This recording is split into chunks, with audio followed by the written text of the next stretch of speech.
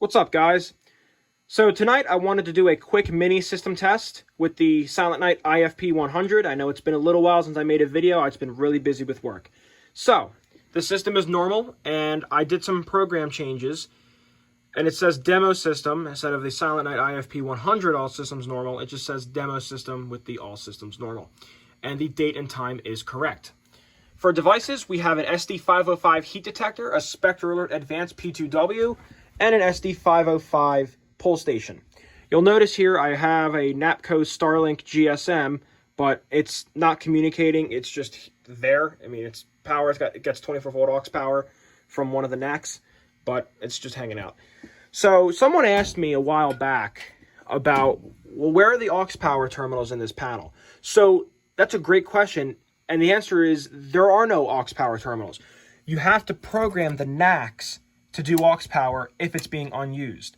So if you have all four NACs being used, you may need to add a power supply and tap off of the aux power on that panel.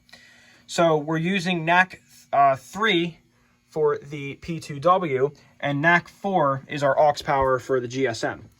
So I did all these programming changes with my laptop, so I only have just two devices, and then those are what the NACs are labeled as. So the manual pull station is basement next to FACP, and the heat detector is basement above FACP. I do a lot of abbreviating when it comes to floors and locations in the building. And someone also asked me, how do you set your sync in the program? So what we'll do is we'll right-click here, and we're in mapping, by the way.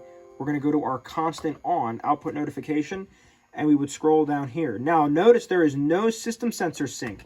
The firmware or the software revision is 8.8. This panel is not capable of system sensor sync. It only offers Faraday, Gentex, Wheelock, and AMSICO. So if you were to use system sensor devices on this panel, you would need a system sensor MDL sync module to power those devices. And yes, I have seen the sync modules, like they'll be mounted right next to the panel or above it or wherever they are in the field. I've also seen people will take, whether it's coming from the S-Bus if they have addressable power supplies, or they'll tap off the NACs and use the NAC as a trigger circuit to then trigger a power supply that is capable of system sensor sync. So I've also seen that. Many different ways you can configure a system. So we will go ahead and set the system off, and we will be testing this heat detector today, but we're not going to be using heat. I'm going to show you how we're going to activate it. We can actually activate it through the keypad. So we'll start by doing the pull station. If you have epilepsy, do not watch this. Here we go. It's set to code 3.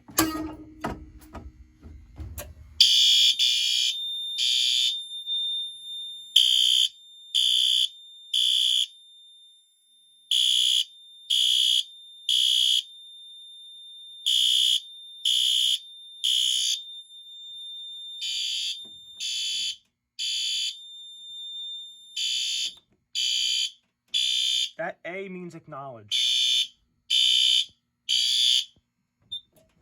Okay, we're going to silence it.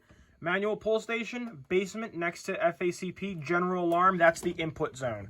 So if I come over here to input zones, I only have one, and that is my general alarm.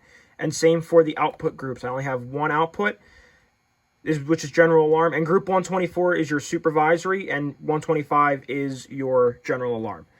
So, yeah. All right, so we're going to go ahead and reset this pull station. This just takes a standard 1347 key. That is Silent Night's key, 1347. All right, and now what we're going to do is we're actually going to reset the system first. All right, reset in progress. And you'll also notice that when I reset it, you don't see it say dialer reporting. That is because the dialer is not being used. On a local system, you will not see that say dialer reporting. Okay, great. So now that the system is back to normal, we're going to enter. We're going to go to point functions. Okay. We are going to go down. I/O point control, number 6. You can either hit the number, or you can see where the equal sign is and press enter. Okay. Enter the access code. I have a different code for that.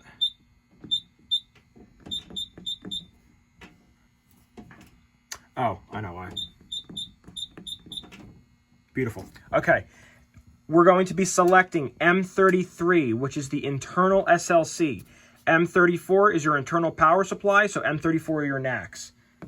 Okay, manual pull, we're going to scroll up to our heat detector, and you can see that it's normal. Now, we're going to generate the alarm by hitting enter, and you will see the LEDs illuminate. Here we go.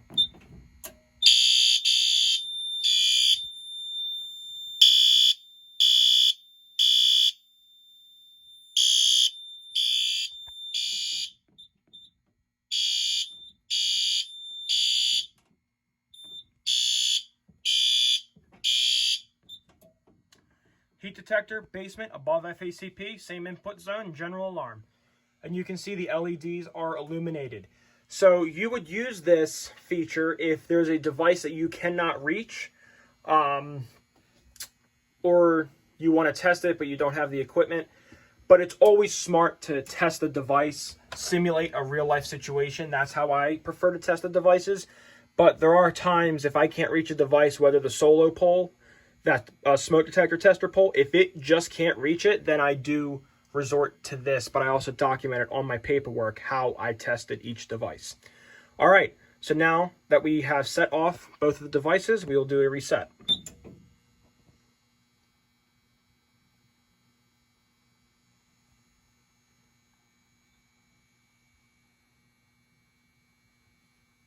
And we are back to normal.